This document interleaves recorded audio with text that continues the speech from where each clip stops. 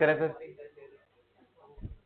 All right बच्चों, तो देखो लास्ट क्लास में भी मैंने आपको समझाया कि ऑक्सीजन प्रिपेयर कैसे करना है, कितने तरह के ऑक्साइड होते हैं, ओजोन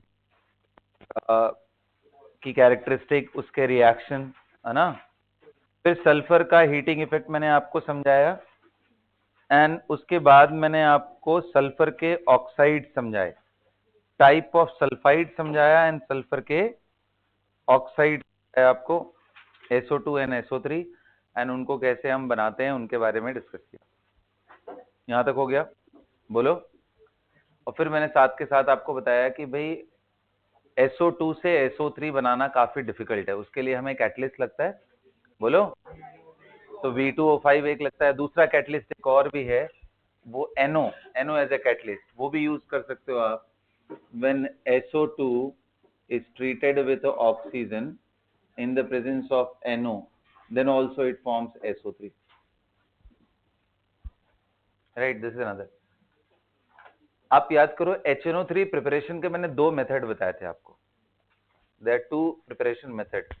बताओ वसुंधरा कौन से थे वो दोनों? कोई एक भी बताओ अगर याद हो तो। हाँ, याद होना चाहिए मेरे ख्याल से। नहीं नहीं नहीं नहीं, दो मेथड बताए थे मैंने।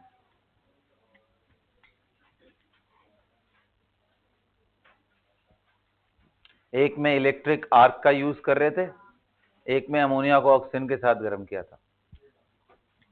याद करो, दो मेथड थे। पेज पलटो, कोई बात नहीं, मुझे आंसर चाहिए।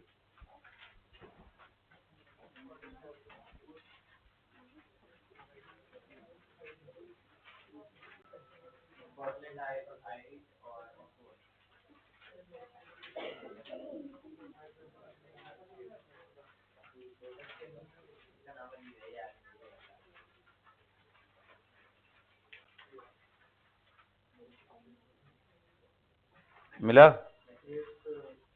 कौन सा था बताओ? बर्कलैंड आइड एंड, याद है सबको?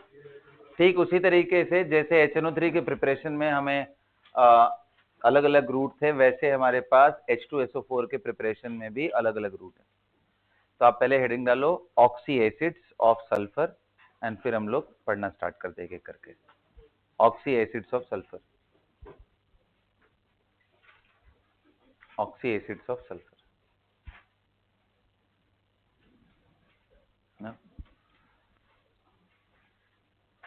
चलो, तो सबसे पहला डिस्कस करेंगे, बिल्कुल एकदम स्टार्टिंग से चलते हैं। जो सबसे कॉमनली नोन है आप लोगों को, कौन से है?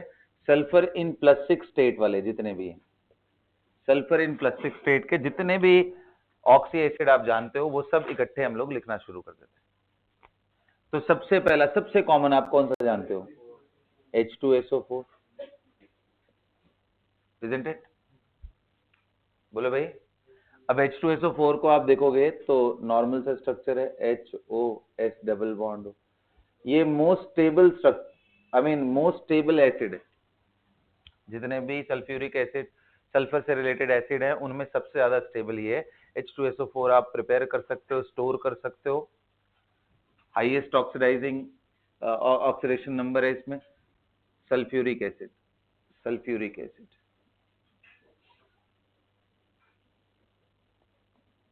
और कौन सा है भाई +6 में?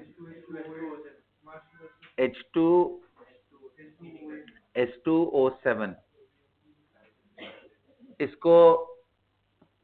इसको ऐसे भी समझ सकते हो, हालांकि इसका नाम ओलियम है, ओलियम, ओलियम बोल लो इसको, या फिर दूसरा नाम है इसका पायरो सल्फ्यूरिक। बेटा ये वर्ड आता है ना पायरो, तो पायरो वर्ड आने का मतलब हमेशा होता है कि दो मॉलिक्यूल ले लो और उनसे वाटर निकाल करके, डिहाइड्रेट करा करके, तो ये बन जाएगा। देखो H2O निकल गया, अगर बन जाएगा ना ये H2S2O7, पायरो सल्फ्यूरिक एसिड। या इसमें भी देखो सल्फर कौन से स्टेट में? +6 में। ओके जी। इसके बाद आते हैं तीसरा एसिड H2SO5।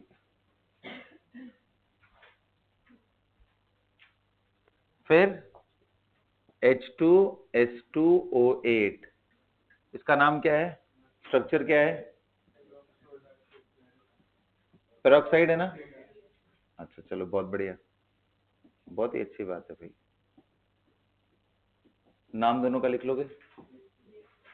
क्या नाम है इसका? कैरोज एसिड। इसका मार्शल्स एसिड।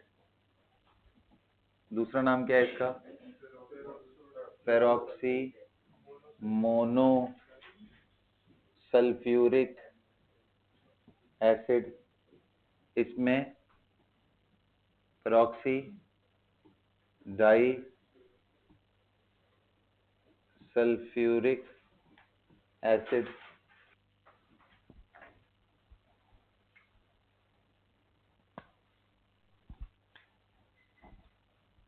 बताओ hydrogen number 1 and hydrogen number 2 में कौन सा हाइड्रोजन सबसे पहले निकलेगा? NaOH से रिएक्ट कराऊंगा तो which hydrogen will leave first? 1 and 2? बोलो, दिमाग लगाओ। कैसे देखना होता है? H निकाल दो, नेगेटिव बन जाए, जो नेगेटिव रेजोनेंस से स्टेबलाइज्ड हो वही होएगा। तो 1 का, क्योंकि O माइनस बनते ही, so this is acidic from this side, not from this side. Understood? Got it? Okay. Peroxy diacyl. तो ये +6 वाले हो गए क्या भाई? बोलो। एक और दिखाता हूं जिसको आप रख सकते हो, नाम है उसका थायोसल्फ्यूरिक एसिड। फॉर्मूला क्या है? H2S2O3। स्ट्रक्चर कैसे बनाएंगे?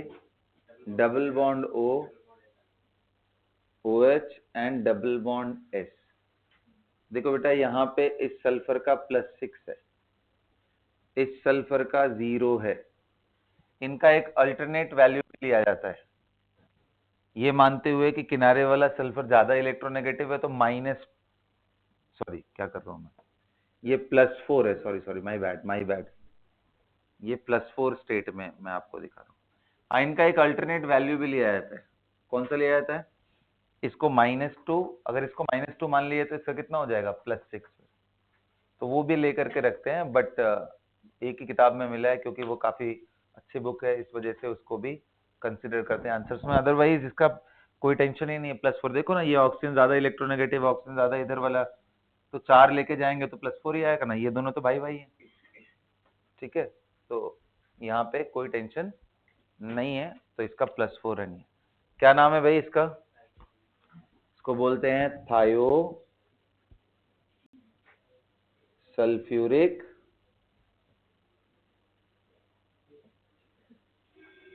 एसिड। Thiosulphuric acid.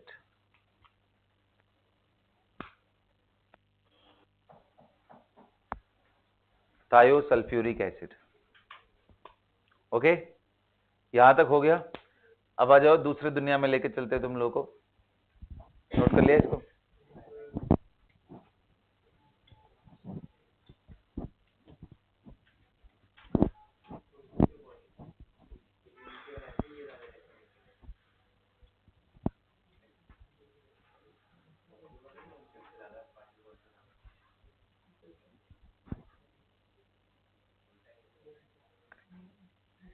मिटा दो इसको।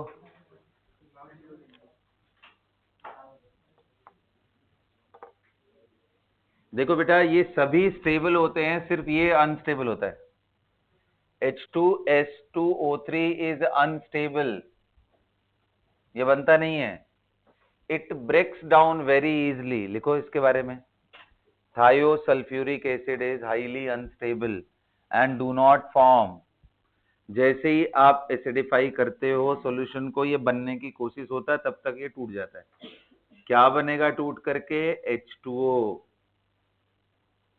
मतलब बनता पहले ये है, H2SO3 प्लस सल्फर, ये बाहर निकाल देता है, और बाद में ये भी टूट करके H2O प्लस SO2 में कन्वर्ट, मतलब ये टूटने के बाद हमें 3 प्रोडक्ट मिलने वाले हैं, वाटर, SO2, सल्फर की टर्बिडिटी। ओके, ये एसिड स्टेबल नहीं है, सॉल्ट के फॉर्म में ये स्टेबल है, in form of salt it is stable. Na2H2O3, हमने देखा था ऐसी प्रॉब्लम कुछ एसिड के साथ, हमारे केस में नाइट्रोजन फैमिली में भी देखा था। कौन सा सॉल्ट था जो स्टेबल नहीं था, सॉरी कौन सा वो एसिड था जो स्टेबल नहीं था नाइट्रोजन का? HNO2, नाइट्रस एसिड, जिसके वजह से हम लोग उसको कभी भी बनाना होता था तो NaNO2 HCl लेकर के करते। So like that we have this case also, Na2H2O3, this is salt, इसका नाम क्या होता है भाई? हाइपो बोलते हैं। .5H2O is known as hypo, या sodium thiosulphate pentahydrate, most commonly known as hypo, और सोडियम थायोसल्फेट।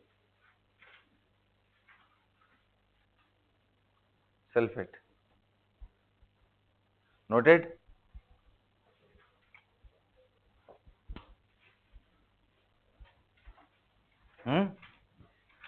+4 में और कौन सा एसिड है? आओ देखते हैं। सिंपल, H2SO3, ये भी अनस्टेबल होता है, ये तो बना ही सकते हो, डाई प्रोटिक है, स्ट्रक्चर बना लोगे ना बाबा, इसका +4। सल्फ्यूरस एसिड, नाम क्या है? Sulphurous acid. इसको बिल्कुल वैसे ही समझो जैसे H2CO3 होता है, कार्बोनिक एसिड, जैसे वो टूट करके CO2 देता है एसिडिक मीडियम में, ऐसे ये भी टूट जाता है। बिल्कुल मिलता जुलता रिएक्शन होता है दोनों का, बहुत ज्यादा मिमिक करते हैं एक दूसरे को। अब मिमिक्री का लेवल तुम्हें दिखाता हूं किस लेवल पे। कैल्शियम हाइड्रोक्साइड एक्वस सॉल्यूशन, क्या बोलते हैं इसको? Lime water. जब इसमें CO2 पास करते हैं तो it turns milky because of the formation of calcium carb, बोलो भाई, मिल्की हो जाता है ना। फर्दर CO2 पास करो तो ये कलरलेस हो जाता है, क्योंकि कैल्शियम बाइकार्बोनेट का फॉर्मेशन करता है विच इज सॉल्युबल। यहां इसलिए सॉलिड लिखा है, यहां एक्वस लिखा है।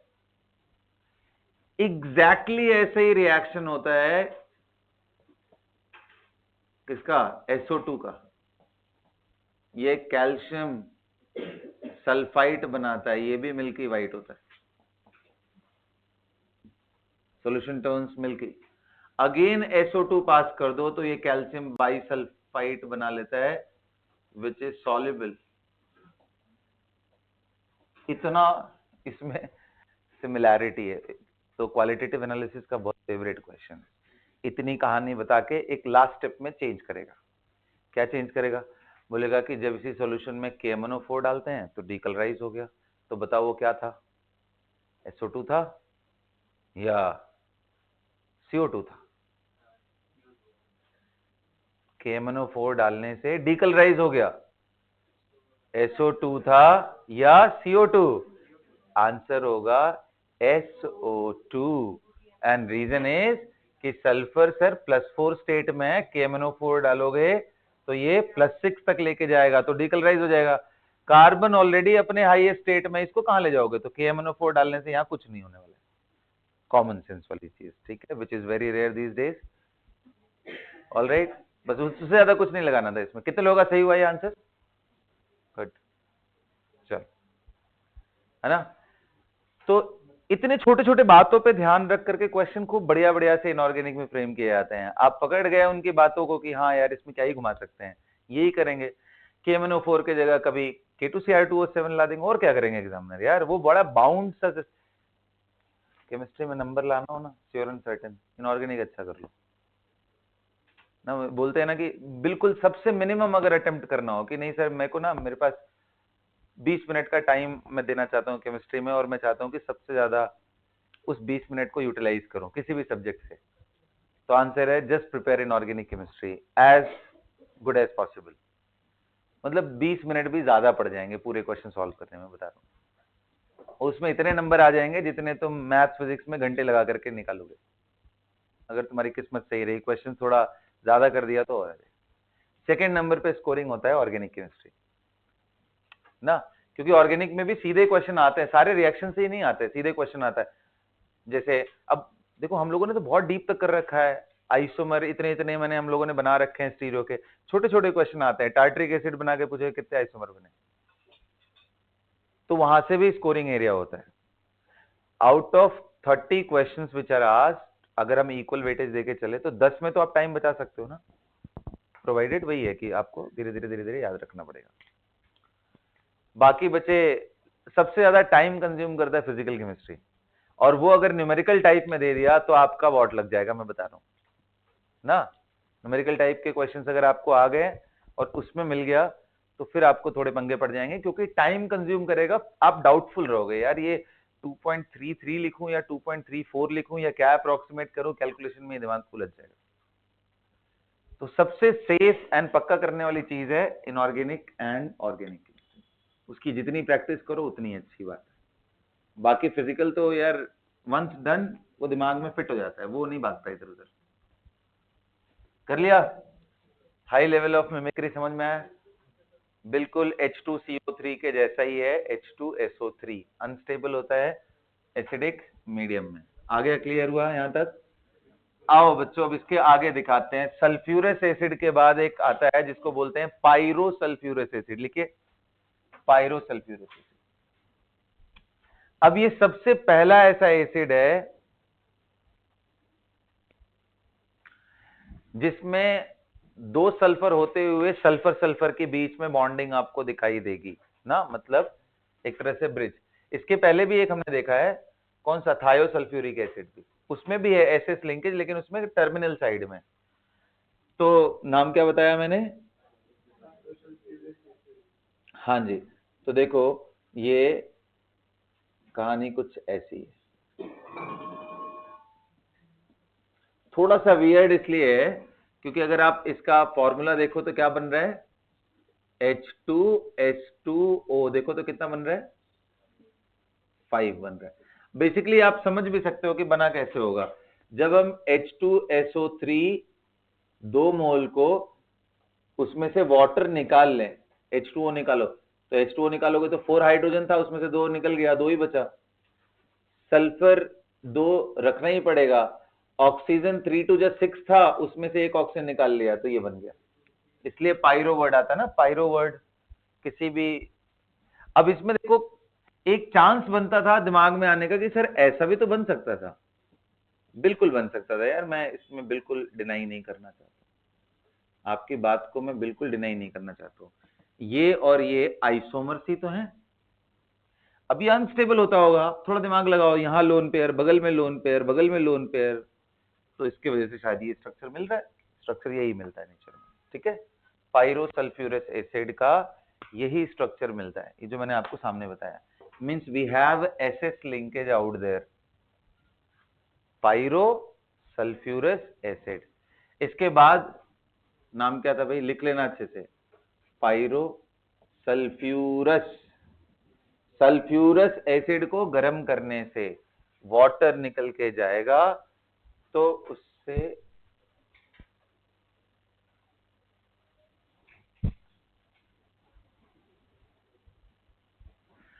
सल्फ्यूरस एसिड से वाटर निकल के जाएगा, तो यहां से पायरोसल्फ्यूरस एसिड बनेगा ना। वंशिका मैं ट्राई कर रहा हूं, वैसे ना मार्कर थोड़ा डल ही है। राइट, नेक्स्ट देखते हैं, पायरोसल्फ्यूरस एसिड के बाद अगला देखते हैं कौन सा है। पायरोसल्फ्यूरस एसिड के बाद थायोनस, डाइथायोनस एसिड। थायोनस एसिड कौन सा है?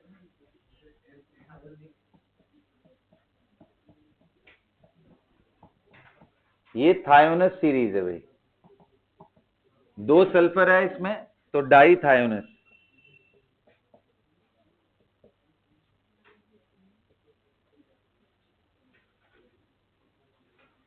इसके बाद थायोनिक एसिड, ये मैं पहले भी आपको पढ़ा चुका हूं, कौन बताएगा मुझे?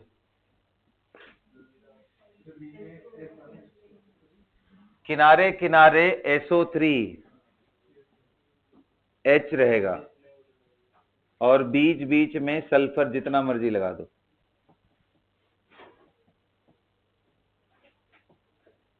दिस इज थायोनिक, यही इसका कैरेक्टर, मतलब SO3H इधर, SO3H इधर और बाकी बीच में सल्फर रहेंगे।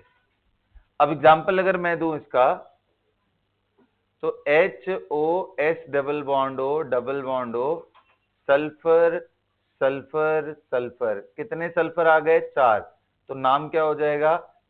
Tetra thionic acid.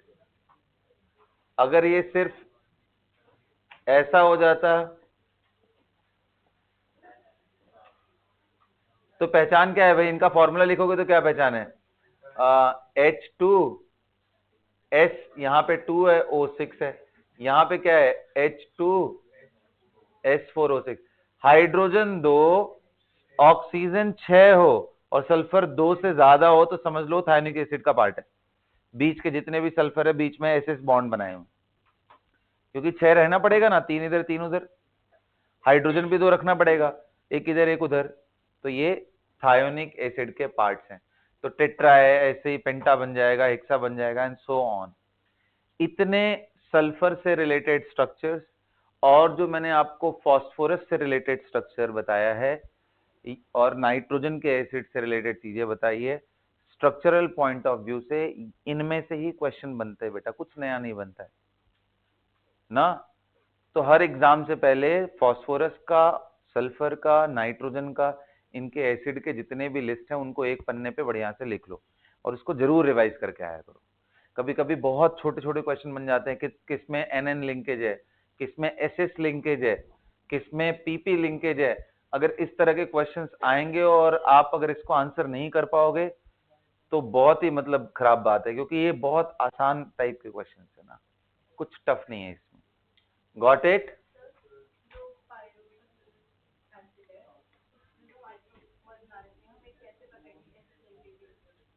नहीं, ये स्ट्रक्चर बुक्स में लिखा हुआ है ना कि यही स्ट्रक्चर ही एग्जिस्ट करता है ना। मैंने तो ये समझाने की कोशिश करी कि क्यों वो स्ट्रक्चर लिखा हुआ है, क्योंकि आप अगर ऑक्सीजन एंड सल्फर का डिस्टेंस देखोगे तो कम है, सल्फर सल्फर का डिस्टेंस ज्यादा है, तो इसलिए लोन पेयर अगर बीच में आ गया ऑक्सीजन तो लोन पेयर ऑक्सीजन का सल्फर का नजदीक हो जाएगा, इसलिए एस एस बॉन्ड बना रहे तो अच्छी बात है।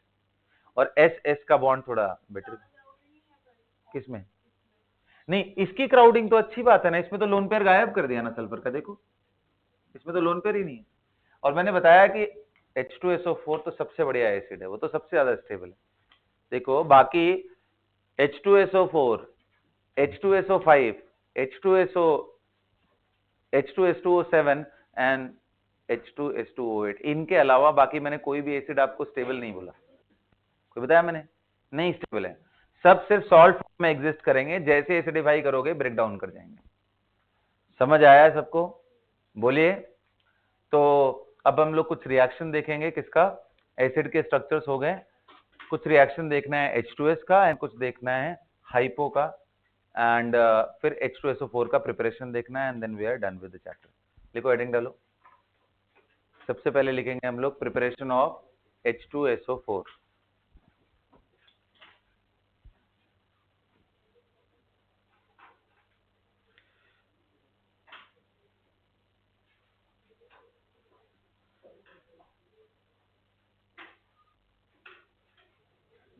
ना तो हेडिंग डालो, there are two major process for production of sulphuric acid. Industrial scale पे मैं बता रहा हूं, there are two major process for production of sulphuric acid. One is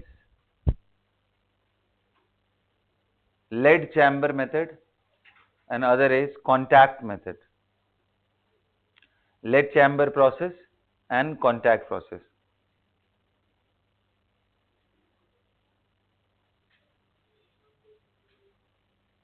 Okay, lead chamber process and contact process, right? इनमें difference क्या है? दोनों में रिएक्शन एक ही जैसा होता है, मैं आपको बता दे रहा हूं। डिफरेंस सिर्फ कैटलिस्ट का है, इसमें लिख लो,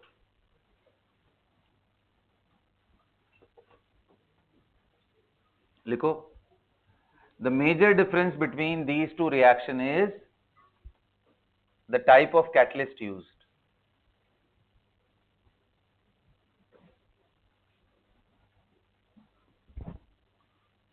वंशिका, मैनेज हो पा रहा है या फिर बिल्कुल ही नहीं दिख रहा है? दिख रहा है, मतलब पता नहीं चल रहा मेरे को। चलो, हाँ नहीं पता नहीं। चलो, तो लेड चैम्बर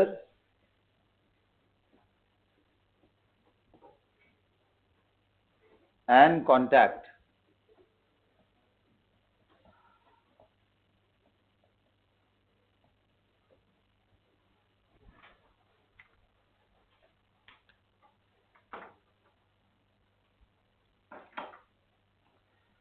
सो लेड चैम्बर प्रोसेस में देखो होता क्या है बेटा, कि यही SO2 मैंने आपको समझाया था कि SO2 से SO3 बनाना काफी डिफिकल्ट है। तो यहां पे जो लेड चैम्बर में यूज करते हैं वो NO is used as a catalyst. देखो यहां पे NO is used as a catalyst, whereas in contact process, बोलो, V2O5 is used as catalyst. अगला स्टेप क्या है? SO3 को पानी में मिलाना है। हाँ, हमेशा जो SO3 बनता है ना, उसको डाइजेस्ट करते हैं। किसमें डाइजेस्ट करते हैं? H2SO4 में। वी समझ आ रहा है बात क्या मैं बोल रहा हूं? SO3 is digested in H2SO4। Digest करने का मतलब ये है वो उसको एब्जॉर्ब कर लेता है, और क्या बन जाएगा ये? H2H2O7। अब आप इसको डाइल्यूट कर सकते हो। एक बार एग्जाम में ये भी पूछा था कि भाई डाइल्यूशन का सबसे बढ़िया तरीका क्या है? क्या एसिड में पानी डालो या पानी में एसिड डालो? पानी में एसिड डालो ना, बहुत खतरनाक है ये ना, क्योंकि देखो इसका ना वाटर के साथ बाइंडिंग कैपेसिटी बहुत स्ट्रांग होता है H2SO4 का। तभी तो कॉन्सेंट्रेटेड H2SO4 गलती से तुम्हारे पन्ने वन्ने पे गिर जाए ना, ये जो सेलुलोज पेपर्स हैं हमारे पास, क्लासमेट वाला जो लेके आते हो व्हाइट व्हाइट, उसमें अगर एक दो बूंद भी गिर गया और कॉन्सेंट्रेटेड बहुत ज्यादा नहीं भी है H2SO4, तो भी कुछ दिनों के बाद देखोगे वहां ब्लैक हो जाता है वो, और वो पेज तुम्हारा फिर थोड़ा सा ऐसे टैप कर दोगे वो निकल गया उतने देर का। इसको बोलते हैं चैरिंग, चैरिंग बोलते हैं इस फिनोमेना को, राइट? हाँ, तो बिल्कुल चारकोल फॉर्मेशन बेसिकली कर दिया उसने। ठीक है, H2O निकाल लेता है basically. Cellulose paper is what? CxH2O का होल वाई, मतलब हाइड्रेट ऑफ कार्बन ही होता है। तो H2O निकाल लोगे तो आपका सिर्फ कार्बन कार्बन बच जाएगा, है ना? तो बहुत स्ट्रांग होता है कैपेबिलिटी H2O के साथ H2SO4 के बाइंड करने का। इसलिए अगर आपके पास कॉन्सेंट्रेटेड H2SO4 है ना, इसमें आप ड्रॉप बाय ड्रॉप वाटर डालोगे तो बहुत हाई चांसेस है एक्सोथर्मिक रिएक्शन होने की वजह से कि H2SO4 के यहाँ के साथ वेपर्स के फॉर्म में निकल जाएं और आपके हाथ वाथ के कांटेक्ट में आएंगे, तो उसके बाद तो भगवान ही मालिक है क्या होने वाला है ना? तो इसलिए बोलते हैं कि भाई उल्टा काम करो, इतना पानी ले लो कि अब ये वेपराइज होके पानी ऊपर है तो चल जाएगा। ये बहुत अगर ऊपर आया भी तो बहुत डाइल्यूट, वैसे आता नहीं है ना, तो एक्सेस वाटर डाल करके रखोगे तो चुपचाप उसमें। तो सबसे बेस्ट तरीका डाइल्यूट करने का ये है, पानी में एसिड डालना है, एसिड में पानी नहीं डालना है, ये बात ध्यान रहना चाहिए। ठीक है, क्लियर हो रहा है? बात समझ में आ रहा है? तो ये दोनों प्रोसेस आपने लिख लिया, हेडिंग डालो reactions of H2SO4, reactions of H2SO4।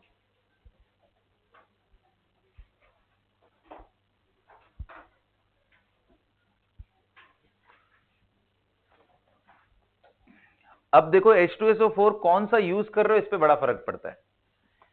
H2SO4 if you are using concentrated versus dilute H2SO4, तो concentrated H2SO4 acts as oxidizing agent and of course it is a strong acid, इसमें तो कोई doubt ही नहीं है, ये strong acid तो है।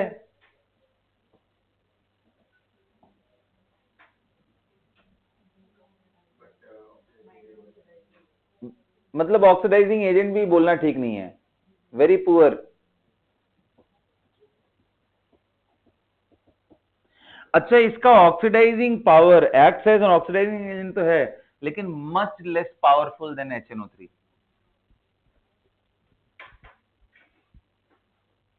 कैसे लिखूं इसको, वैसे ही लिख लूं, less powerful, much weaker then HNO3, उसके आसपास भी नहीं है ये। हाँ, और क्या, इसका एक और प्रॉपर्टी होता है, गुड डिहाइड्रेटिंग एजेंट।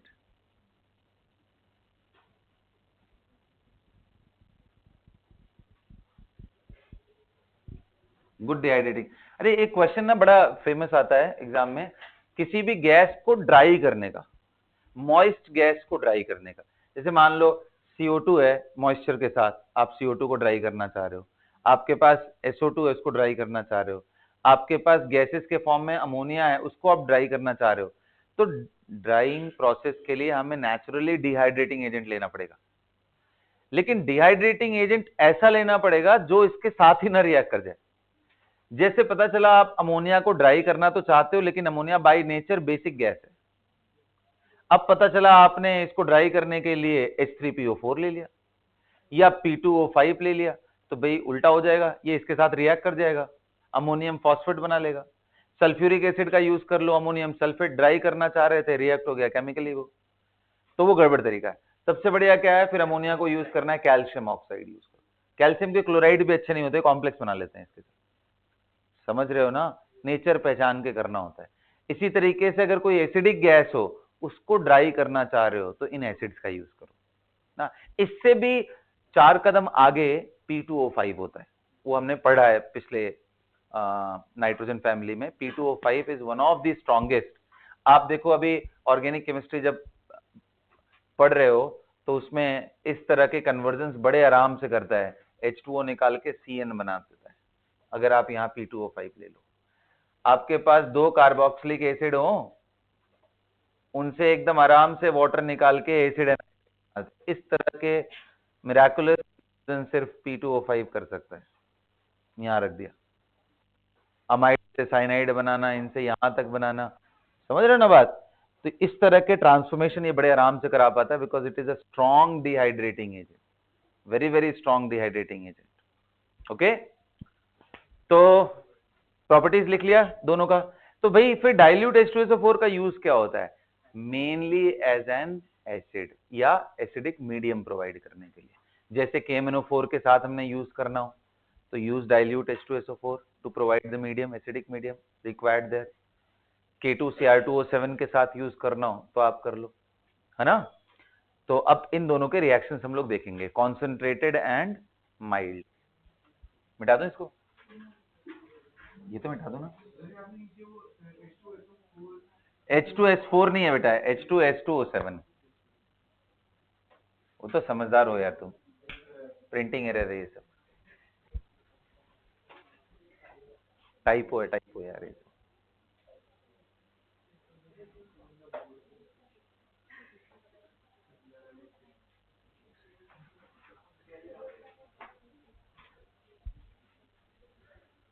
मिटा दूं ये सब, ये ऊपर वाला तो मिटा दे रहा हूं।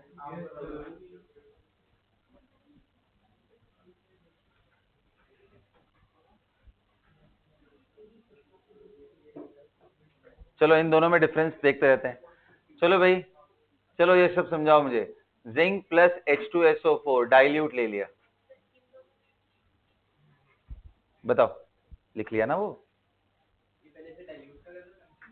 डाइल्यूट लिखा तो है मोटू, ऊपर लिखा है ना यहाँ पे,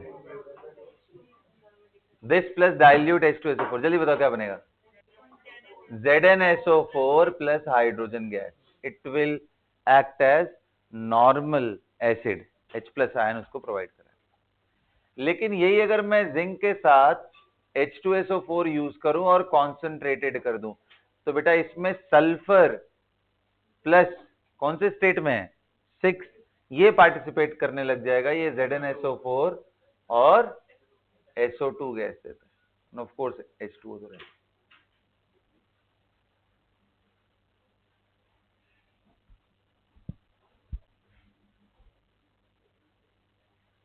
समझ आ रहा है, क्लियर हो रहा है? नोट करते चलो ये सब। बताओ अगले कुछ रिएक्शन दे रहा हूं, लिखते जाओ। H2S प्लस H2SO4, चेक करो, देखते क्या बनाते हो तुम लोग, चलो जल्दी करो। एक और रिएक्शन लिखा दे रहा हो तुम लोग को, H2S प्लस SO2 ऐड करोगे तो क्या बनेगा, जस्ट चेक करने के लिए कि तुम लोग क्या कॉमन सेंस लगाते हो। Draw the product.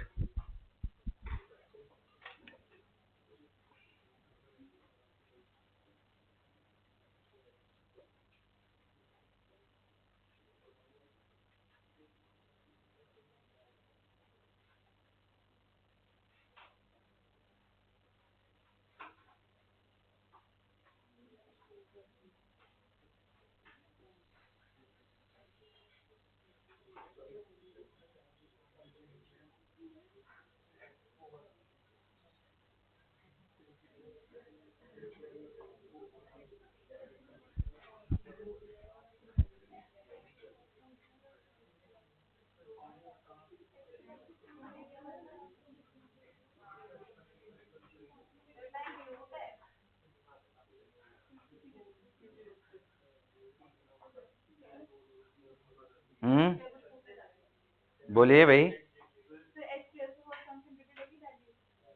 कौन से केस में कॉन्सेंट्रेटेड? ये ना एक ही में यूज है। चलो बताओ क्या बनेगा।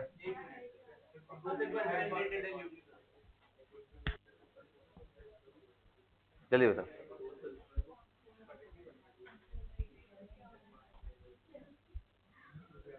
अरे जल्दी बताओ, अरे यार क्या करे, जल्दी बताओ।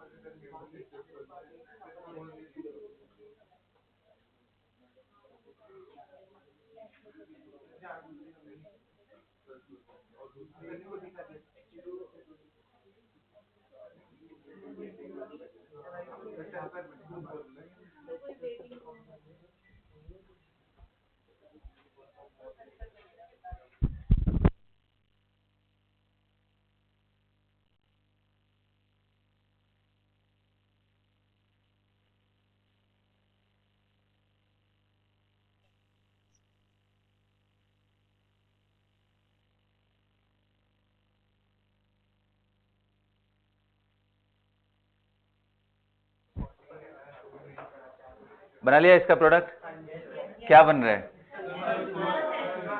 हाँ very good very good. Sulphur कितने लोगों ने लिखा है? तो नहीं लिखा नालायको अभी तक, सॉरी।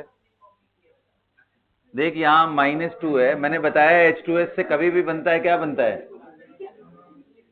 अच्छा इसको कहाँ ले गए, इसको कहाँ ले गए, मैं ये देखना चाहता हूँ। हाँ SO2 is the right answer. ये +6 से कहाँ गया, +4। नोट कर लेना, ये बड़ा इंटरेस्टिंग है।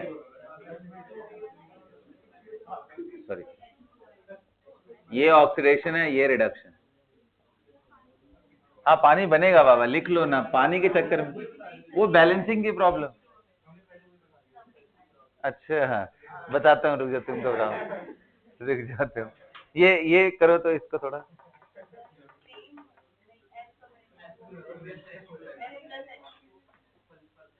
अच्छा देखो, ये SO2 कोई पावरफुल ऑक्सीडाइजिंग एजेंट है नहीं, बट अगर इन दोनों को इकट्ठे रखेंगे तो ये पक्का रिएक्शन तो होने वाला है। क्या बनेगा? तो H2S तो हमेशा सल्फर में ही जाता है, अब +4 के बाद और नीचे ये जाएगा तो कहां जाएगा? सल्फर पे ही, तो दोनों के दोनों सल्फर ही चले जाते हैं। Yes, it ends here only, end of course ये मत बोल देना कि सर वाटर मैंने बोला था, H2O रहेगा ही।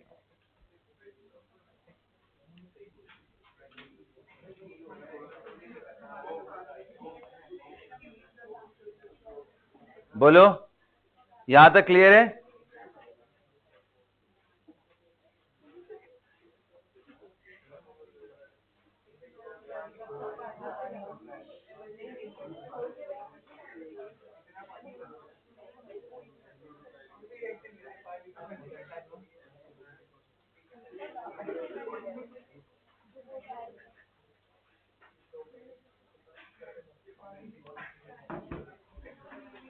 कर लिया ना नोट? नेक्स्ट देखो, ये बताओ, अगर आपने नॉन मेटल्स के साथ रिएक्ट कराया, लिखो reaction of concentrated H2SO4 with non metals, just right the product, carbon plus H2SO4 of course concentrated. बताओ प्रोडक्ट क्या बनेगा? गर्म करना पड़ रहा है। नॉन मेटल में कार्बन के बाद कौन ले लूं मैं भाई? सल्फर का तो मतलब नहीं है, तो खुद ही इसमें इन्वॉल्व है। फॉस्फोरस ले लेता हूँ, चलो phosphorus plus H2SO4, come on, draw the product, concentrated है। और आयोडीन ले लो, जल्दी करो जल्दी करो।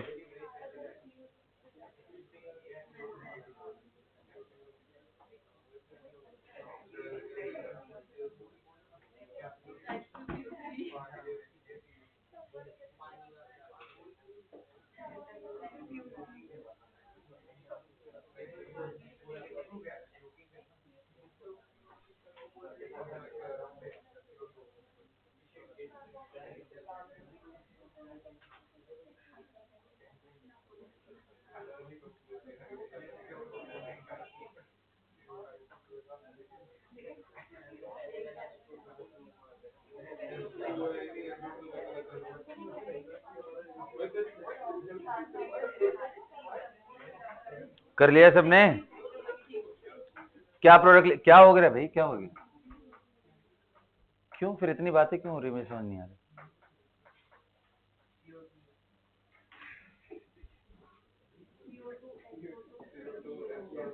ये कहां जाएगा? SO2, ये बताओ। P2O3 नहीं, H3PO4।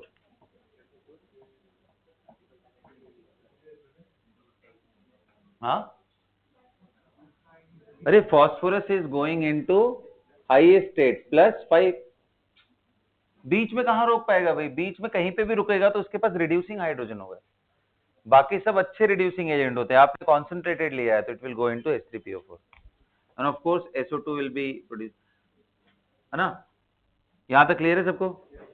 मान लो अगर सल्फर लिख दिया एग्जाम में, तो गेस करो क्या बनाओगे तुम लोग?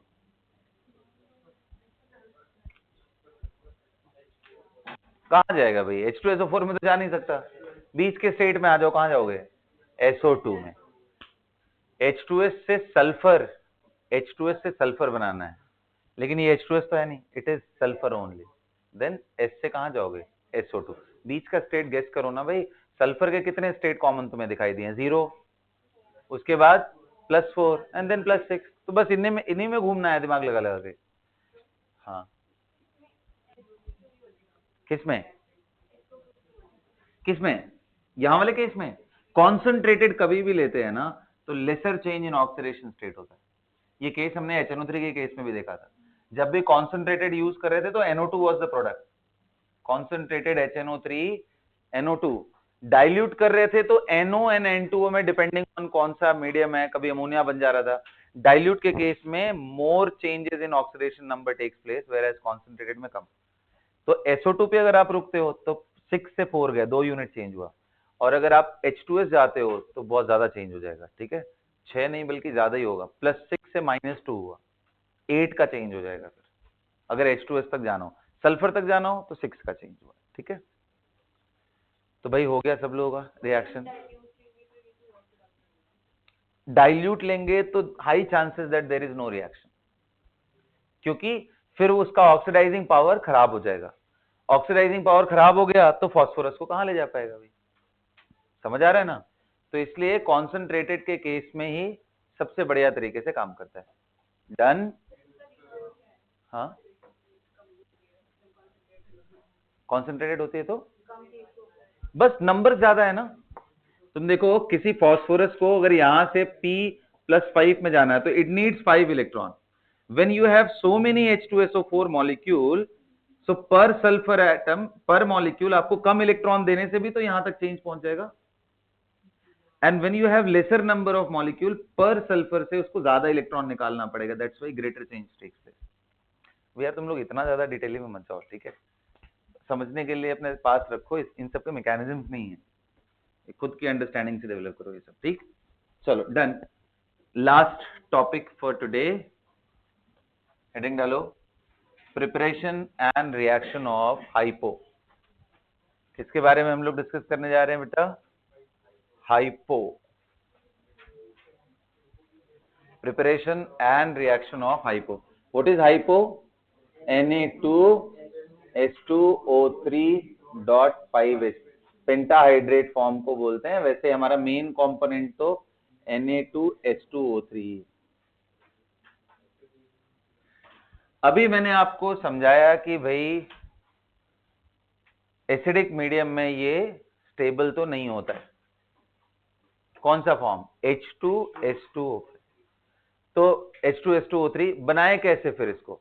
तो बोलते हैं एक तरीका है कि आप Na2SO3 यानी सोडियम सल्फाइड को सिंपली सल्फर के साथ एक्वा सॉल्यूशन में बॉयल कर दो।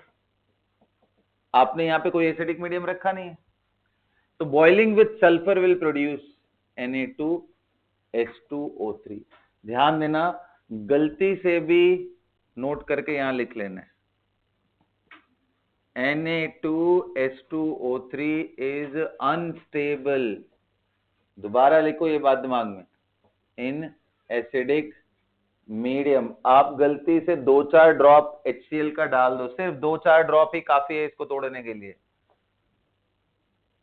Na2H2O3 डाइल्यूट HCl ले लो या डाइल्यूट कोई भी डाइल्यूट एसिड ले लो यार तुम लोग, it will break down and it will give you SO2 gas and sulfur की टर्बिडिटी,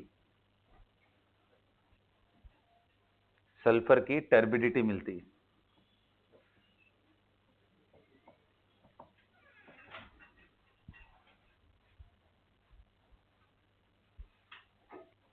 नोटेड? यहां तक सबको क्लियर है? बोलो। ये पहला रिएक्शन था। दूसरा रिएक्शन क्या है? आप सोडियम सल्फाइड को सोडियम सल्फाइड के साथ, सल्फाइड को सल्फाइड के साथ आयोडीन के प्रेजेंस में रिएक्ट कराओगे तो भी आपका हाइपो बन जाएगा।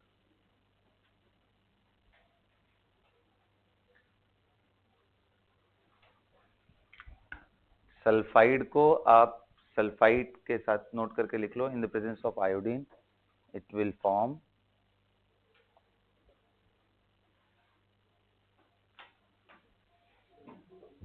एंड लास्ट मेथड क्या है?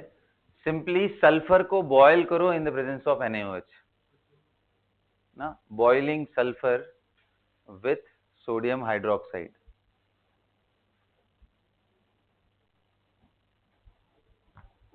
मैं ये मिटा दे रहा हूं ऊपर वाला।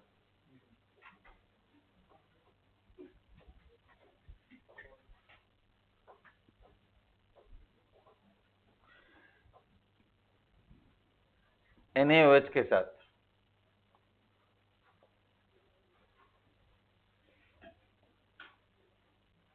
will produce Na2H2O3। Right, along with Na2S। But अगर आप NaOH के साथ सल्फर को एक्सेस में ले लो, फिर बॉयल करो, तो प्रोडक्ट एक तो यही मिलता है, दूसरा वाला पॉलीसल्फाइड हो जाएगा। नेचुरल सी बात है भाई, ये बहुत ज्यादा लोग है तो सल्फर सल्फर के लिंकेज बनने के चांसेस है, तो इट बिकम्स Na2H5, सब पॉलीसल्फाइड, पॉलीसल्फाइड या yellow sulphide. This is polysulphide और येलो सल्फाइड। ठीक है, तो बेटा यही तीन मेथड है, यही तीन मेथड है जिनको दिमाग में रख करके हमें चलना है। अब इनके रिएक्शंस देखते हैं and then we are done with the topic. लिखो, प्रिपरेशन हो गया। सबसे पहले देखेंगे हीटिंग, हीटिंग पे क्या होगा। हीटिंग ऑफ हाइपोसॉल्ट, हीटिंग ऑफ हाइपोसॉल्ट, मिटा दें इसको। चलो गेस द प्रोडक्ट। Na2H2O3 को अगर गर्म कर रहे हैं 300 डिग्री सेल्सियस,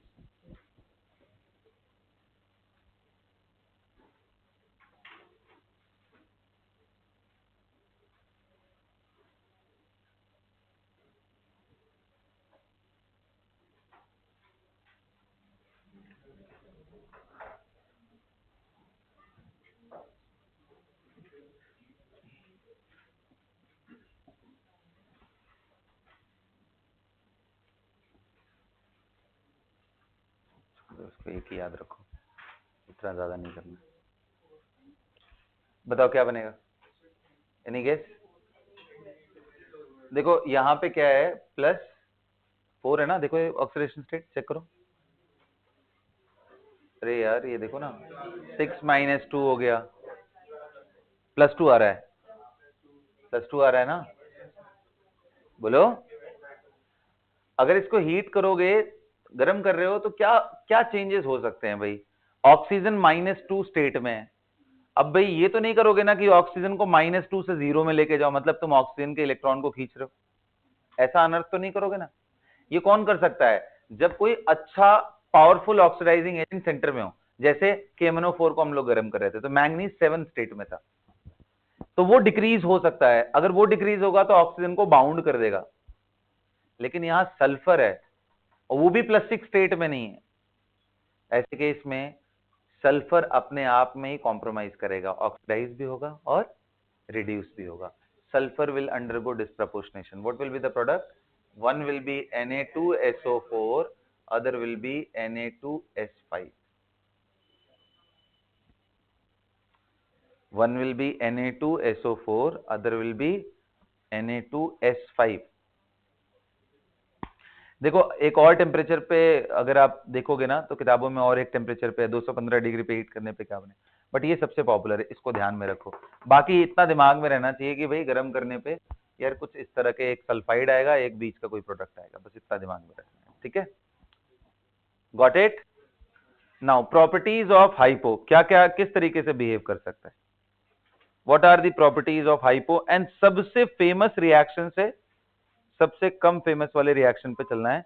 कुल मिलाकर के 5-6 रिएक्शंस हैं टोटल, सबसे ज्यादा फेमस रिएक्शन पे। What is the property of hypo, hypo is a good reducing agent, क्योंकि सल्फर का ऑक्सीडेशन स्टेट कहां है, बीच में।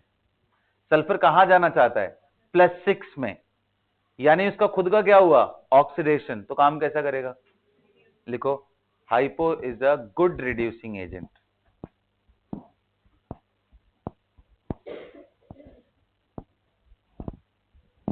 Good reducing agent. ओके, आगे लिखो, it is good precipitating agent, it is good precipitating agent, PPT भी बनाता है। तीसरा लिखो, it is a good complex forming agent, मतलब एक अच्छा लाइगेंड की तरह भी बिहेव कर सकता है।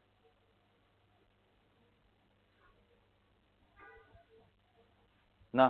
तो सबसे पहले हम लोग किसका डिस्कशन करेंगे? As reducing agent. लिखो हाइपो एज रिड्यूसिंग एजेंट।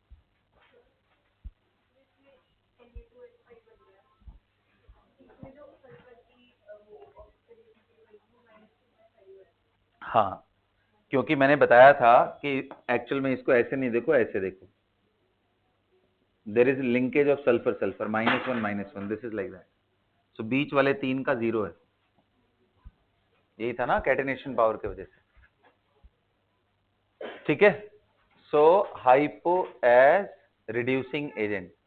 तो देखो सबसे पावरफुल और मतलब सबसे ज्यादा इंपॉर्टेंट, पावरफुल तो नहीं, सबसे ज्यादा इंपॉर्टेंट रिएक्शन उसका कौन सा है?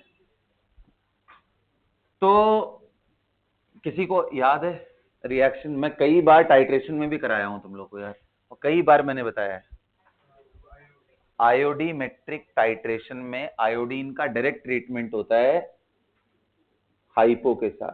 Na2H2O3 when treated with iodine in the presence of starch। ये बड़ा स्टैंडर्ड रिएक्शन है। स्टार्च आयोडीन का मिक्सचर कौन से कलर का होता है? ब्लू, डार्क ब्लू होता है।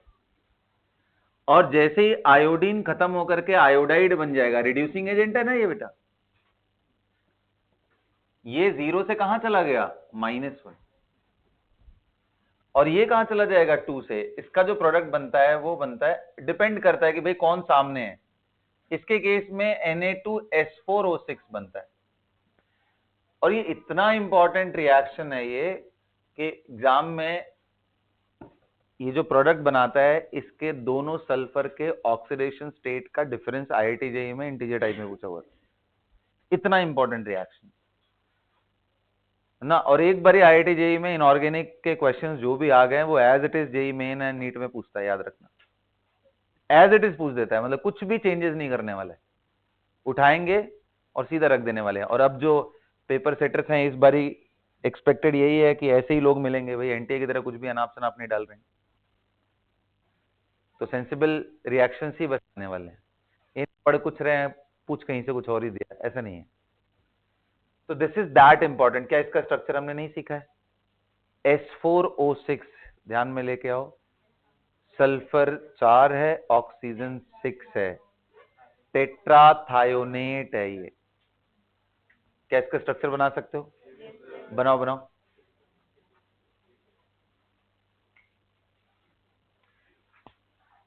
ये आयोडीमेट्रिक टाइट्रेशन का direct reaction, estimation of iodine इसमें करते हैं। कर लिया? क्या बनाया भाई? डबल बॉन्ड हो O minus, sulphur sulphur double bond हो O माइनस, बीच के सल्फर में 0 0 और इधर वाले में +5। सो 5 - 0, difference in oxidation state of 2 different sulphur atom. ये पूछा था। कितना आएगा? 5 - 0, 5 आएगा डिफरेंस। ठीक है, ये रिएक्शन याद रहेगा। अब अगर तुम इस ऑक्सीडाइज, आयोडीन तो यार बहुत ही बेकार है ना ऑक्सीडाइजिंग पावर में। सबसे पावरफुल कौन है? F2, very very powerful. उसके बाद chlorine reasonably good, bromine is poor, iodine बकवास। समझ रहे हो?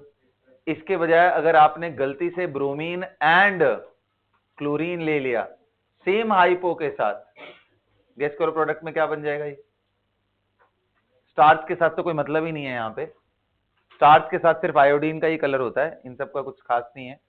यहाँ पे प्रोडक्ट आपका एक तो NaBr तो आएगा, इसमें कोई डाउट नहीं है, ये NaCl भी आएगा। बट ये जो प्रोडक्ट मिल रहा था ना, इसको और ज्यादा ऑक्सीडाइज करके सीधा ये सल्फेट बना देता है। ये सल्फेट तक कैसे लेके चला गया? ये देखो, ये 2.5 ही है ओवरऑल एवरेज देखोगे तो। अभी भी कुछ सल्फर 0 स्टेट में है, ये भी हाईएस्ट में नहीं गया है। लेकिन जब आप गुड ऑक्सीडाइजिंग एजेंट ले लेते हो इनके सामने, ब्रोमीन हो गया, ये हो गया, KMnO4 हो गया, तो इनको पूरी तरीके से, हाइपो को पूरी तरीके से सल्फेट में लेके चले जाएंगे। तो आप लिख लेना, because why this is happening, because bromine and chlorine are much more powerful oxidizing agent than iodine, so that's why it is taking to the highest state, +6.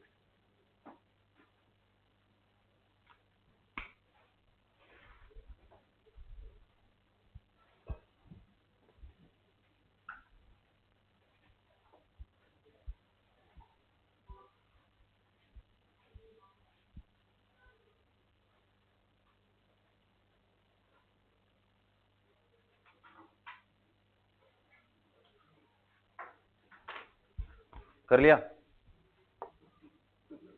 With copper sulphate लिखेंगे।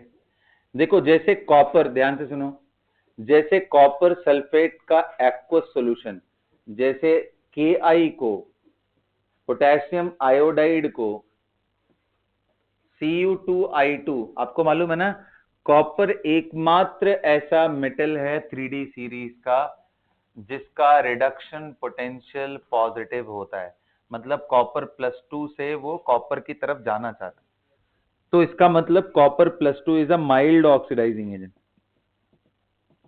Mild oxidising agent बिल्कुल iodine के जैसा। तो ये भी जैसे KI को I2 में कन्वर्ट करता है, थोड़ा I2 से थोड़ा सा ज्यादा मान लो इसको, देखो तभी तो I- को I2 में, ठीक वैसे ही कॉपर सल्फेट हाइपो को Na2H2O3 को Cu2H2O3, देखो इसका डाइमर बनाओ, H4O6 2-, यहां कन्वर्ट कर देता है, यानी यही सेम चीज Na2H4, बिल्कुल इसी के, देखो I का डाइमर बना दिया I2, ऐसे इसका डाइमर H4O6 बना दिया। तो एनालॉजी है ना दोनों रिएक्शन में। It converts sulfur hypo copper sulfate first into this compound, and ये PPT है बेटा, ये प्रेसिपिटेट है, ये प्रेसिपिटेट है। और अब जो बताने जा रहा हूं इसको बस आपको याद रखना है, राइट। चॉकलेट ब्राउन कलर का कंपाउंड बनाना है आपको, सॉरी, लेकिन जाने दो यार, ये एक ना क्वालिटेटिव एनालिसिस में पढ़ा दूंगा, छोड़ दो इसको, बहुत ही कॉम्प्लिकेटेड है। नेक्स्ट लिखो, विथ FeCl3 AgPr का, विथ FeCl3, बिल्कुल जैसे यहां पे आप रिएक्शन देख रहे हो वैसे ये भी करने वाला है, because FeCl3 is also a mild oxidising agent. तो इसका मतलब ये भी हाइपो को कहां लेके जाएगा, खुद कहां जाएगा, आयरन 3 से कहां जाएगा, 3 के बाद कौन सा स्टेट स्टेबल है आयरन का, भाई बोलो, आयरन का कौन, बोलो यार, 3 का कौन सा स्टेट स्टेबल है आयरन, 3 के बाद कौन सा स्टेट स्टेबल है, +2 है ना। तो आयरन को +2 में लेके जाओ और इसको वापस कहां लेके जाओ, जैसे अभी यहां पे किया है। तो जब तक पावरफुल ना आ जाए ना तब तक ये सल्फेट में नहीं जाने वाला है, मोस्ट केस में ये H4O6 में जाएगा। हालांकि Fe+2 उसके साथ प्रेसिपिटेट बना लेगा, अलग बात है, बट यहां जाने वाला है। क्लियर रहेगा सबको। तो लास्ट रिएक्शन पढ़ेंगे आज का, लिखो, रिएक्शन विथ, और इस रिएक्शन को भी मैंने डी ब्लॉक में आपको पढ़ाया था फोटोग्राफी के केस में ना, कि डिसॉल्व करते हैं AgBr रेसिड्यू को ना, फोटोसेंसिटिव रिएक्शन में तो वो भी पढ़ाया था, बट चलो वही रिपीट करेंगे, तो सेम ही रिएक्शन है। लिखो, देखो बेटा, आप लोगों ने ये देखा होगा कि सिल्वर का chloride AgCl, AgBr and AgI, ये तीनों के तीनों ऐसे महाढीठ है, सब इनसॉल्युबल है वाटर में। ये प्रेसिपिटेट है, ये व्हाइट है, ये pale yellow and this is yellow, proper yellow ना, ये PPT है। अब इनको अगर डिसॉल्व करना हो वाटर के अंदर तो अमोनिया का यूज करोगे तो सिर्फ AgCl डिसॉल्व होता है, याद रखना जो बात बता रहा हूं। स्लाइटली डिसॉल्व होगा AgBr, और AgI कुछ नहीं हो सकता है, अगर आप अमोनिया कितना भी डाल दो कुछ भी डिसॉल्व नहीं होगा। लेकिन अगर आप चाहते हो तीनों को डिसॉल्व करना, तो हमारे क्वालिटेटिव एनालिसिस में सिर्फ 2 रिएजेंट है जो इनको पूरी तरीके से डिसॉल्व कर पाते हैं, तीनों के तीनों को। उनमें एक हाइपो है और दूसरा है साइनाइड Cn-। सिर्फ यही 2 स्पीशीज हैं जो AgCl, AgBr, AgI तीनों को डिसॉल्व कर पाते हैं, और कोई भी नहीं है, दिमाग में बढ़िया से बिठा लो, राइट। आपको अगर पार्शियली डिसॉल्व करना है, नहीं भाई मेरे को ना सिर्फ AgCl चाहिए पूरे मिक्सचर से, तो यूज अमोनिया। समझ आया ना? तो नोट करके लिखो ये बात, AgCl, AgBr and AgI, they are insoluble in water.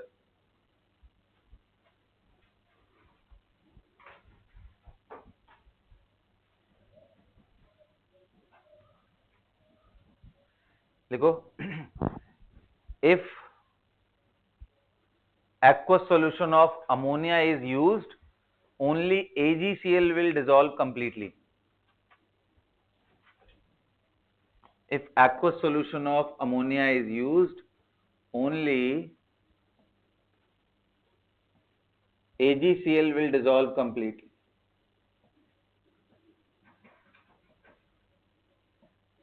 ये aqueous लिख लेना, ये soluble है,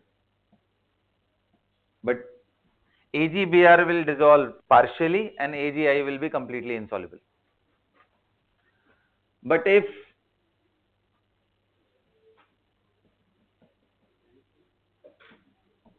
if NaCN or hypo is used, all three of them will dissolve completely. All three of them will dissolve completely. और इनमें AgX यहां लिख लो, मैं X को आप क्लोरीन ब्रोमीन आयोडीन कर लेना, मैं एक ही जगह लिख दे रहा हूं। आप यहां पे अगर NaCN यूज करते हो तो it forms Na silver cyanide का whole twice, aqueous solution, it is soluble.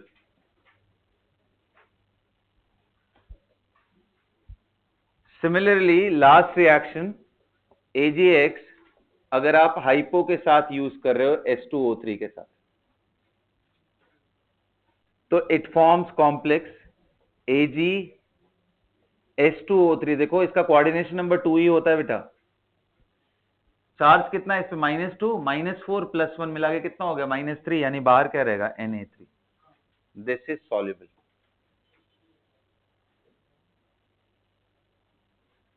ठीक है, दिस इज सॉल्युबल। बट अगर इसको लंबे टाइम तक के लिए छोड़ दोगे ना, लॉन्ग टाइम के लिए अगर आप इसको छोड़ने जा रहे हो, ऑन स्टैंडिंग फॉर लॉन्ग,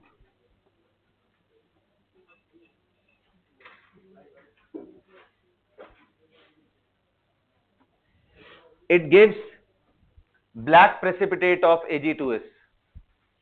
अगर बहुत लंबे टाइम तक इसको आप छोड़ दे रहे हो तो डिकम्पोज होने के बाद आपको ब्लैक कलर का प्रेसिपिटेट मिल जाएगा Ag2S।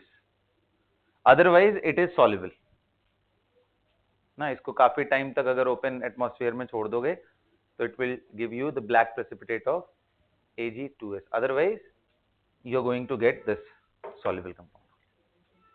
Understood? तो सबको क्लैरिटी है? तो ये लास्ट का जो रिएक्शन मैंने आपको H2SO4 और ये समझाया है, and the structure part, this is the core part of oxygen family, और कोई दम नहीं है ऑक्सीजन फैमिली। ठीक है, तो इस पोर्शन को हमेशा अच्छे से रिवाइज करके आना। तो इसी के साथ बेटा हमारा ऑक्सीजन फैमिली खत्म हो गया। अगली क्लास में हम लोग हैलोजन देखेंगे। ठीक है।